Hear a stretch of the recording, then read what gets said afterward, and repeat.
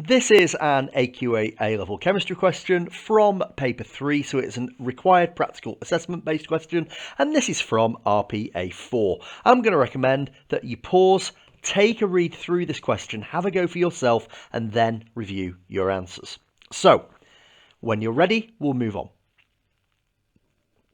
Quite a common technique in the questions here. Lab technician discovered 4 badly labelled bottles. We know each one contains a pure white solid.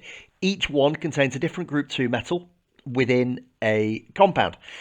Some tests were carried out on the solids, or if the compound was soluble, on the aqueous solution. The results are given in the table below.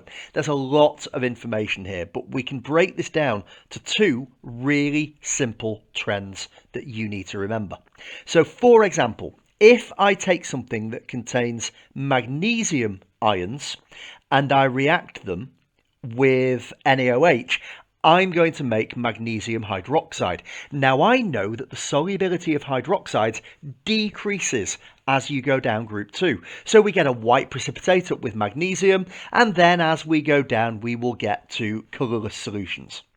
So I know that it's either going to be compound 1 or compound 3. I'm already veering towards compound 1 because magnesium is the highest of these 4, so likely to be a strong white precipitate rather than a slight white precipitate.